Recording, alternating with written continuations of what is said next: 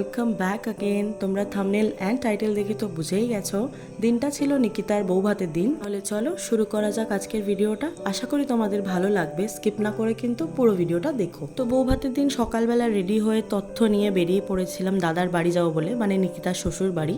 তো সেখানে অলরেডি আমরা পৌঁছেও গেছি। আমার যাওয়ার কিছু কারণ তো ছিলই, কারণ কি আমি ভাত কাপড়টা কিছুতেই মিস করতে চাইছিলাম না, যেহেতু তোমাদের সাথে শেয়ার করব বলেই।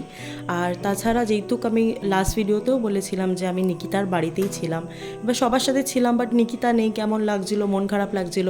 প্লাস নিকিতাকে দেখার জন্য খুব এক্সাইটেডও ছিলাম। তোমরা এবার জাস্ট দেখো ওকে, যে বিয়ের পর কি মিষ্টিটাই না লাগছে।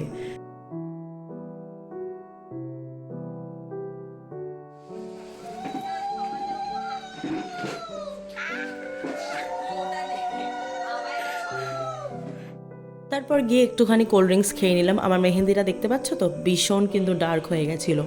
তো এখানে সব তথ্যগুলো গোছানো হয়ে গেছে। ও আর একটা যাওয়ার কারণ ছিল যে নিকিতার ভাত কাপড়ের জন্য আমি একটুখানি সাজিয়ে দিতাম বলেই। আর ও আমাকে বলেছিল, তার জন্য ভাবলাম যে কেন, আমি গেলে তো ভালোই হয়, মজা করতে পারবো একটু। তারপর দেখো এই যে পিছনে যাকে দেখছো কিউট করে গোলুমলু করে, সে হচ্ছে দাদার বোনের মেয়ে, মানে নিকিতাকেও মামি বলছিল। আর দেখো ক্যামেরা চলছে বলে ফানি রিয়াকশনস আর ফেসেস বানাচ্ছে, উইচ ইজ ভেরি কিউট। তারপর আমাকে একটা টিপ পড়েছিল, তোমার নিজেই হাসছে।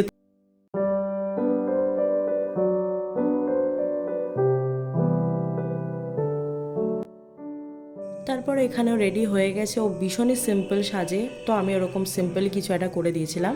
আর পিছনে যে দিদিটা বসে আছে সেটা হচ্ছে রাখিদি, মানে দাদার বোন। আর ওই গুবলুটা হচ্ছে এই দিদিরই মেয়ে।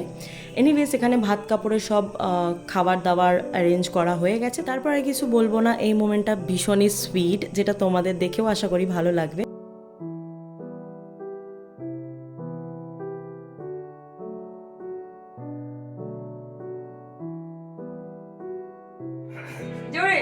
সারা জীবনের জন্য তোমার ভাত কাপড়ের দায়িত্ব আমি নিলাম।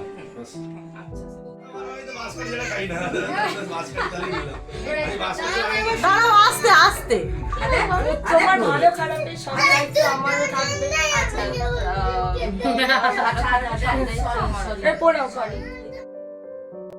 ভিডিও এডিট করার সময় বা ভয়েস দেওয়ার সময় এমনও হয়েছে যে আমি খুব হাসছি, বা হয়তো আমার চোখ থেকে জল বেরোচ্ছে, কারণ এই পুরো বিয়ের যে 4টে ভ্লগ আমি তোমাদের সাথে শেয়ার করেছি পুরোটাই ক্যাপচার করতে পেরেছি বলেই। আর আমার কাছে তো একটা বড় বিষয়, কারণ কি আমি যখন পারবো দেখতে পারবো। আর যারা এখনও এই আইবুড়ো ভাত বিয়ের ভ্লগগুলো দেখোনি, তারা একবার গিয়ে দেখে আসতে পারো। এইটুকু বলতে পারি, কোথাও গিয়ে তোমাদের ভালো লাগবেই। তো যাই হোক, এখানে লাঞ্চ করে নিলাম আমরা 3জন মিলেই। তারপর অনেক কিছু খেয়ে নিয়েছিলাম, নড়তে পারছিলাম না, ভাবছিলাম 1 ঘন্টা টানা ঘুম দেব। তারপর এই ছোট্ট সোনাটা এসেছিল আমার কাছে, আমার কথা শুনছিল।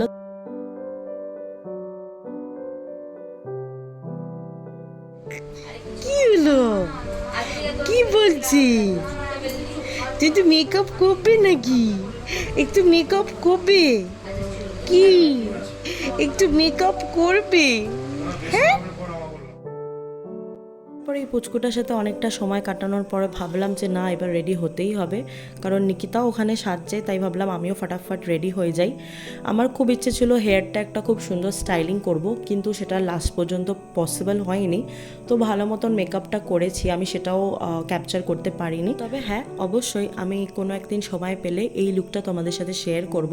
আমি খুব সুন্দর একটা dark green smoky type of করেছিলাম আই লুকটা, আর একদম নিউড লিপস। আর যেই শাড়িটা পরেছিলাম সেটা তো আমি আগেও তোমাদের সাথে মিনি ব্লগে শেয়ার করেছিলাম, যে আমি রাসবিহারীর বাসন্তী দেবী কলেজের সামনে যেখান থেকে কিনেছিলাম। তো এটা কাথান সিল্ক মতন ছিল। এনিওয়েজ তারপর রেডি হয়ে আমার চুড়ি গয়না তো কিছুই পরা হয়নি, নিকিতা আর দাদার সাথে চলে গেছিলাম রিসেপশনের জায়গায়। গিয়ে তো ঘামতে প্রথমেই শুরু হয়ে গেছিলাম। বিয়ের কটা দিন এত গরম ছিল যে মেকআপ কিন্তু ভেবেছিলাম যে থাকবে না, বাট বিশ্বাস করো মেকআপ একদমই গলেনি। হ্যাঁ, আমি একটু বেশি ঘামে ঠিকই, বাট মেকআপ কিন্তু স্টে করেছিল। তো যাই হোক, এখানে নিকিতার ফটোশ্যুট অ্যান্ড ভিডিও শ্যুট চলছিল, তো আমি ছোটো ছোটো ক্লিপ নিয়েছি তোমাদের সাথে শেয়ার করবো বলে। অবশ্যই জানিও যে নিকিতার এই বউ ভাতের লুকটা কেমন লাগছে, আর দুজনকে একসাথে কেমন লাগছে সেটাও কিন্তু জানিও।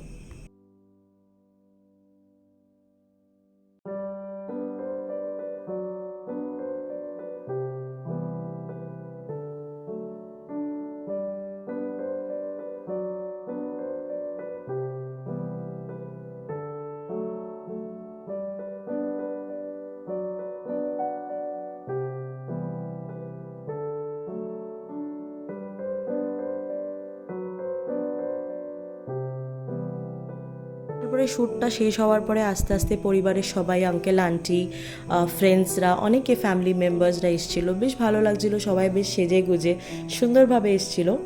তারপর আমিও কিছু পিকচার্স আর ভিডিও ক্যাপচার করি নিকিতার সাথে, সেগুলো নিয়ে চলে গেছিলাম খাবার খেতে, কারণ কি আমাকে টান ছিল ফুচকা। আর আমি এটাই বলছিলাম যে আমার চুলটাই বাঁধা হয়নি। তো যাই হোক, খেতে গেলাম, দেখলাম 2-3 জন ছিল, সেখানে মানাদিও ছিল, বললো ফুচকাটা খুব সুন্দর হয়েছে। তাই প্রথমেই চলে গেলাম, 5-6টা ফুচকা মতন খেয়েছি, যেটা আমি দেখাতে পারিনি। তবে এখানে অনেক স্টার্টার ছিল, আমি কিচ্ছু খাইনি স্টার্টার সেদিনকার, সত্যি কথা, কারণ স্টার্টার বেশি খেলে আমি মাটন ভাতটা এনজয় করতে পারবো না। তো যাই হোক, তারপর এখানে মকটেলসগুলো ছিল। তো একটা আমি ট্রাই করলাম, যেটা ছিল ব্লু লাগুন, যেটা অসাধারণ লাগছিল, বানিয়ে দিয়েছিল যেই ছেলেটা, সত্যি খুব সুন্দর হয়েছিল।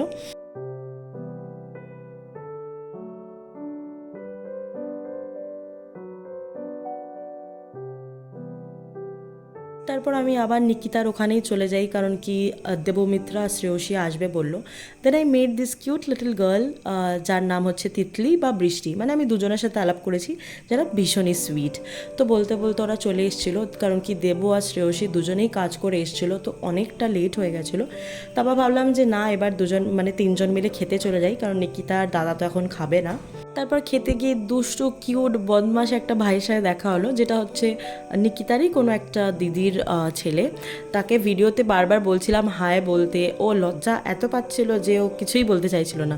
এরপরে দেখবে মুখ লোকাচ্ছে। চলো এবার খাওয়ার কথা বলা যাক। প্রথমে তো কচুরি বা লুচি যেটা ছিল, সেটা আলুর দমের সাথে খেলাম। দেন ফিশ ফ্রাইটা নিলাম, যেটা আমার খুবই ভালো লেগেছিল। তারপর আমি নিয়ে নিলাম একটুখানি ভাত, ভাবলাম যে মাছ খাবো না, বাট এত লোভ লাগছিল যে মাছটাও খেলাম।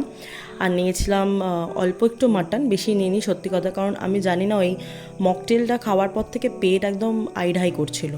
তো খাবার খুব ভালো ছিল, ভীষণ এনজয়ভাবে আমরা 3-4জন মিলে খেয়েছি।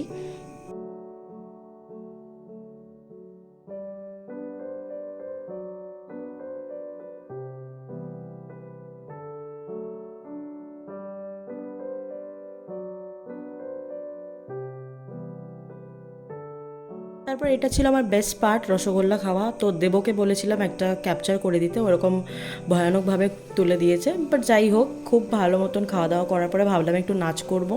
তো সবাইকে ফোর্স করছিলাম যে একটু নাচ গান হোক, কারণ গান চলছিল, বাট সবাই একদম বসেছিল। আমার একদম ভালো লাগে না, একটু জমজমাট মজা হবে, নাচ হবে। দেব আর শ্রেয়সী তো বাড়ি চলেই গেছিলো, আর আমিও ফিরতাম আজকে আঙ্কেল আন্টির সাথেই, মানে নিকিতার বাড়িতে। তারপর একটা গান শুরু হলো, আর তারপরে তোমরা দেখো নাচটা।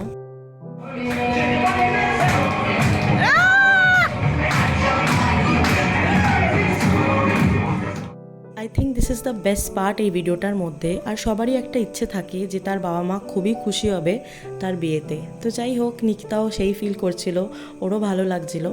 তারপর আমাদের তো গাড়ি চলে এসেছিলো। ও আচ্ছা, আমাকে কেমন লাগছে সেটা কিন্তু কমেন্ট করে অবশ্যই জানিও।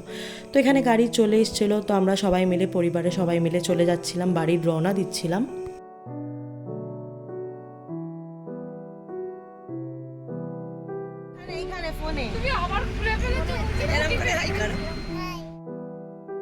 তারপর বাড়ি তো পৌঁছেই গেলাম। আচ্ছা, এটা হচ্ছে নিকিতার বাবা, মানে আঙ্কেল, যে আমাকে 2 দিন থাকার পরে ভেটকি বলে ডেকেছে। তারপর যাই হোক, বাড়ি তো পৌঁছেই গেছি। আজকের জন্য আমি ভিডিওটা এখানেই শেষ করছি। আশা করি তোমাদের ভিডিওটা ভালো লেগেছে। যদি ভালো লেগে থাকে অবশ্যই কিন্তু লাইক, শেয়ার অ্যান্ড কমেন্ট করতে ভুলো না, আর সাবস্ক্রাইব করে যেও। আর যদি কোনো সাজেশন থাকে কোনো ভিডিও, সেটাও কিন্তু কমেন্ট করে জানাতে পারো। দেখা হচ্ছে নেক্সট ভিডিওতে। বাই।